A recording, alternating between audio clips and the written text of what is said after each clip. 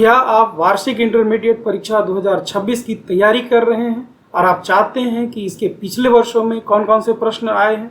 यदि हाँ, तो ये वीडियो आपके लिए है। जी हाँ, मैं पुरुषोत्तम Kumar Pathak, PGT upgraded +2 high school तिलराकवातू आप लोगों के लिए लेकर आया हूँ वार्षिक इंटरमीडिएट परीक्षा 2023 में पूछे गए बहुविकल्पीय प्रश्न और उसके उत्तर। पहला प्रश्न है, अर्थव्यवस्था की किस समस्या का संबंध उत्पादन की तकनीक के चयन से है? तो हम जानते हैं कि अर्थव्यवस्था की 3 समस्याएं जो केंद्रीय समस्याएं हैं वह होती हैं, क्या उत्पादन करें, कैसे उत्पादन करें और किसके लिए उत्पादन करें।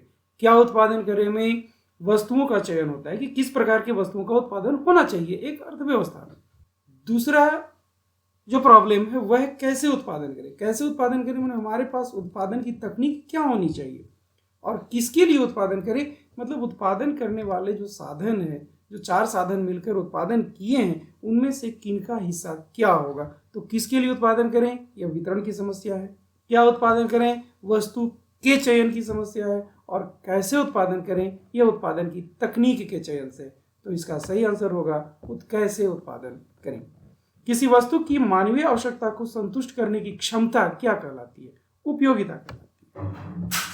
उपभोग, जब हम अपनी आवश्यकता की पूर्ति करने के लिए किसी वस्तु या सेवा का उपयोग करते हैं तो यह प्रक्रिया उपभोग कहलाती है। तीसरा प्रश्न है, उपयोगिता का क्रमवाचक विश्लेषण का प्रतिपादन किसने किया था? एडम स्मिथ, हिग्स और एलन, मार्शल और पीक। इसमें सही आंसर होगा हिग्स और एलन। एडम स्मिथ ने उपयोगिता के संदर्भ में जल हीरा विरोधाभास दिया था। जल हीरा विरोधाभास को इन्होंने सॉल्व नहीं कर पाया था।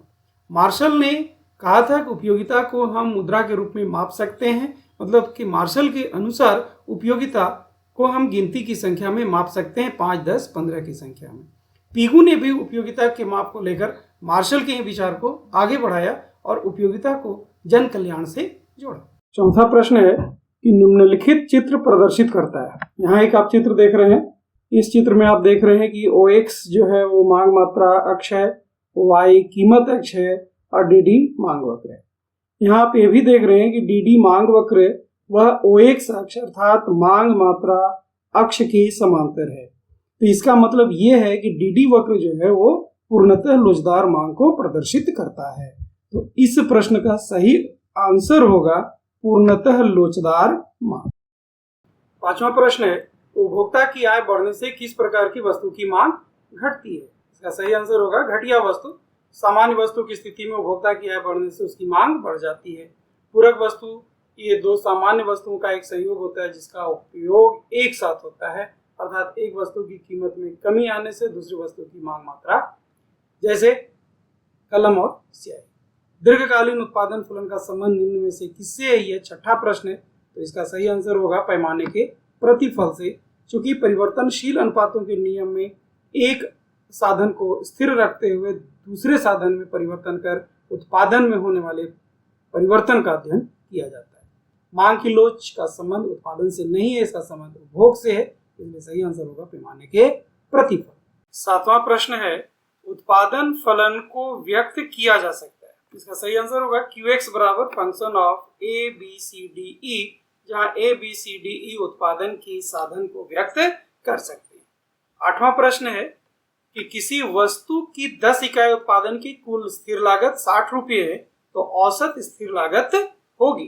तो औसत स्थिर लागत ज्ञात करने के लिए हम क्या करेंगे, कुल स्थिर लागत को उत्पादन की कुल मात्रा से भाग देंगे, अर्थात 60 रुपये को 10 रुपये से भाग देंगे तो आंसर होगा 6 रुपये।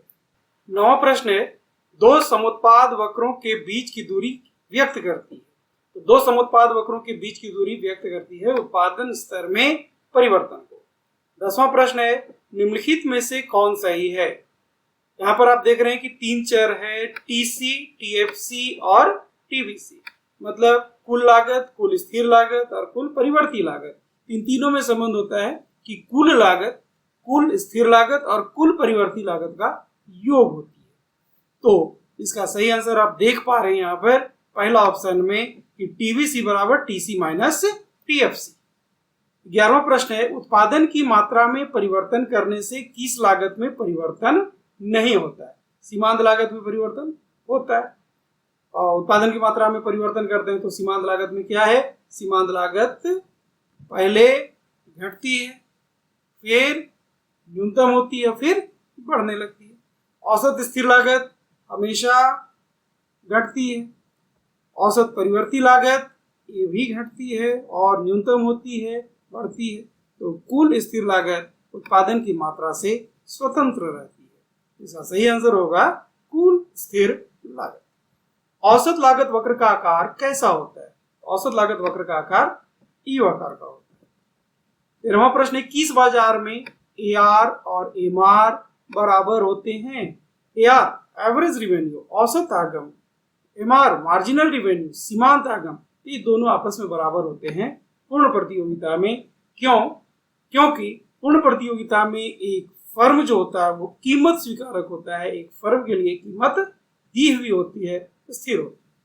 निम्नलिखित में से किस बाजार में विभेदीकृत वस्तु का उत्पादन होता है? ये आपका है 14वां प्रश्न। तो पूर्ण प्रतियोगिता में समरूप वस्तुओं का उत्पादन होता है। एकाधिकार में ऐसे वस्तुओं का उत्पादन होता है जिसका क्लोज सब्स्टिट्यूट, नजदीक का प्रतिस्थापक वस्तु बाजार में उपलब्ध नहीं रहती। एकाधिकारी प्रतियोगिता में विभेदीकृत वस्तु का उत्पादन होता है। तो सही आंसर है बी। फर्म के संतुलन की मूल शर्त क्या है?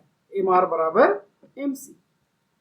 16वां प्रश्न है, पूर्ति अपनी मांग का सृजन स्वयं करती है, यह कथन किस अर्थशास्त्री का है? यह कथन है JB से का, और ये जो कथन है ये JB से का बाजार नियम भी कहलाता है।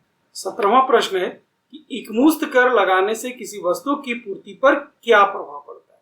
हम जानते हैं कि एकमुश्त कर लगाने से वस्तु के उत्पादन की सीमांत लागत बढ़ती है और सीमांत लागत ही एक फर्म के लिए पूर्ति वक्र होती है। तो सीमांत लागत बढ़ेगी तो पूर्ति में कमी आएगी। बाजार कीमत को परिभाषित किया जाता है अल्पकालीन बाजार में। 19वां प्रश्न है, मांग अधिक की स्थिति में कीमत में क्या प्रवृत्ति होती है? तो जब बाजार में मांग अधिक की स्थिति उत्पन्न होती है तो कीमत में वृद्धि होने की प्रवृत्ति पाई जाती है, और जब पूर्ति अधिक होती है तो कीमत में कमी होने की प्रवृत्ति पाई जाती है। 20वां प्रश्न है, किसी वस्तु की कीमत का निर्धारण उस बिंदु पर होता है जहां वस्तु की मांग और पूर्ति आपस में बराबर हो। 21वां प्रश्न है, the general theory of employment, interest and money नामक पुस्तक के लेखक कौन है? इसका आंसर है JM Keynes, John Maynard Keynes. Adam Smith ने द वेल्थ ऑफ नेशन नामक पुस्तक लिखी। अल्फ्रेड मार्शल ने द प्रिंसिपल ऑफ इकोनॉमिक्स नामक पुस्तक लिखी। GNP और NNP में क्या संबंध है? तो GNP मतलब ग्रॉस नेशनल प्रोडक्ट, सकल राष्ट्रीय उत्पाद, NNP मतलब शुद्ध राष्ट्रीय उत्पाद, इन दोनों में संबंध है घिसावट व्यय का। मतलब ग्रॉस में घिसावट व्यय माइनस करेंगे तो शुद्ध मिलता है। तो यहाँ पर हम कह सकते हैं कि GNP में जब घिसावट व्यय घटाएंगे तो NNP मिलेगा। तो ये आंसर हम देख रहे हैं कि ऑप्शन सी में। स्टॉक चर का एक उदाहरण है। स्टॉक चर मतलब वह चर जिसकी माप समय के एक निश्चित बिंदु पर होती है। अब यहाँ पर देखिए मुद्रास्फीति, मुद्रास्फीति को हम पीरियड ऑफ टाइम मतलब समयावधि में परिभाषित करते हैं। आय को भी हम समयावधि में परिभाषित करते हैं, व्यय को भी हम समयावधि में परिभाषित करते हैं। तो हम कह सकते हैं कि मुद्रास्फीति, आय और व्यय प्रवाह चर के उदाहरण हैं। इसका सही आंसर होगा पूंजी। 24वां प्रश्न है, राष्ट्रीय आय के आकलन में किसी वस्तु के मूल्य को एक से अधिक बार शामिल करना क्या कहलाता है? तो किसी वस्तु के मूल्य को एक से अधिक बार अगर आप शामिल कर रहे हैं, इसे हम लोग कहते हैं दोहरी गणना। 25वां प्रश्न है कि निम्न में से किस वस्तु के निर्माण में गेहूं एक मध्यवर्ती वस्तु है? ब्रेड, बिस्कुट, चपाती और इनमें से सभी। अब आप देखिए क्या ब्रेड बनाने में गेहूं का प्रयोग होता है, बिस्कुट बनाने में गेहूं का प्रयोग होता है, या फिर चपाती बनाने में गेहूं का प्रयोग होता है? आप देखेंगे कि ब्रेड, बिस्कुट और चपाती तीनों वस्तुओं को बनाने में गेहूं का प्रयोग होता है। इसलिए गेहूं एक मध्यवर्ती वस्तु है इन तीनों वस्तुओं के निर्माण में। इसका सही आंसर होगा इनमें से सभी। मुद्रा का एक कार्य, मुद्रा क्या कार्य करती है भाई? विनिमय का माध्यम है तो हाँ। मूल्यमापन का कार्य करती है मुद्रा तो हाँ। और मुद्रा के रूप में हम मूल्य का संचय भी कर सकते हैं। ये तीनों ऑप्शन इसमें सही है, तो आंसर होगा इनमें से सभी।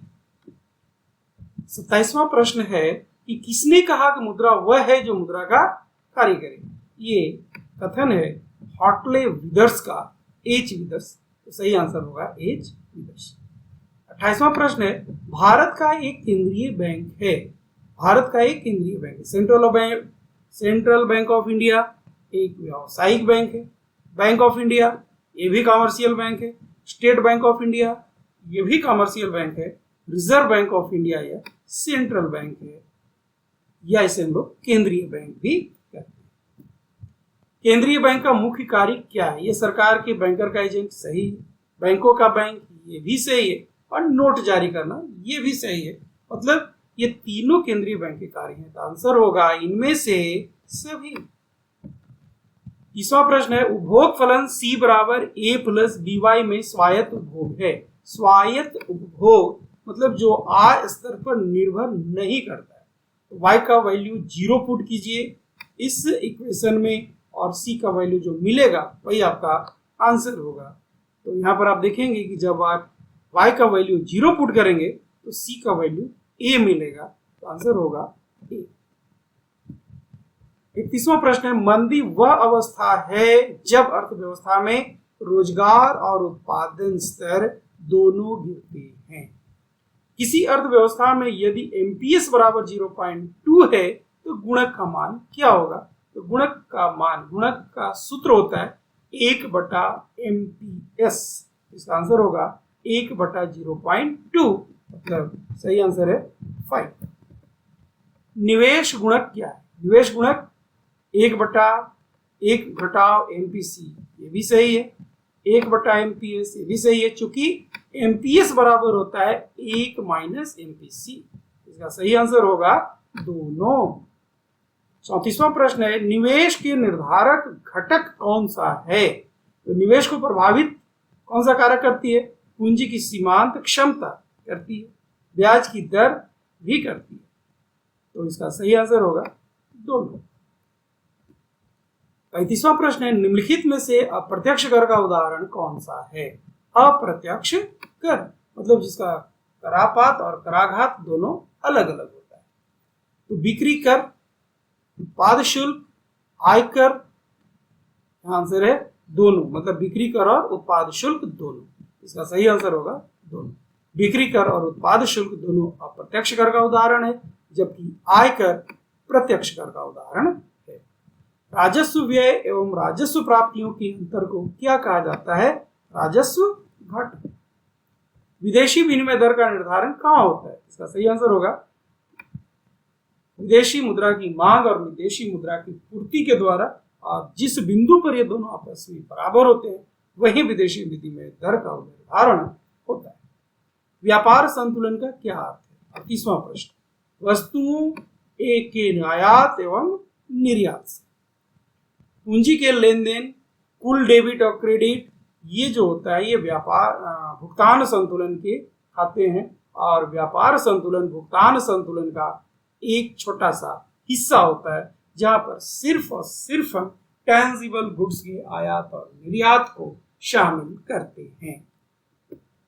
39वां प्रश्न है निम्नलिखित में से कौन सा मद भुगतान संतुलन के चालू खाते का एक घटक है?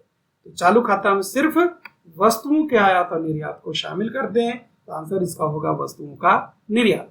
विदेशी प्रत्यक्ष निवेश, विदेशी सहायता और विदेशी ऋण ये भुगतान संतुलन के पूंजी खाते के घटक है।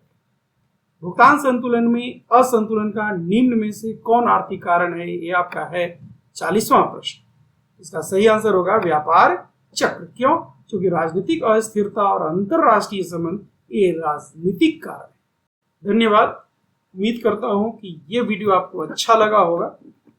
आप अपने साथ अपने अधिक से अधिक मित्रों तक ये शेयर करें ताकि इसका लाभ अन्य छात्र भी ले सकें जो 2026 के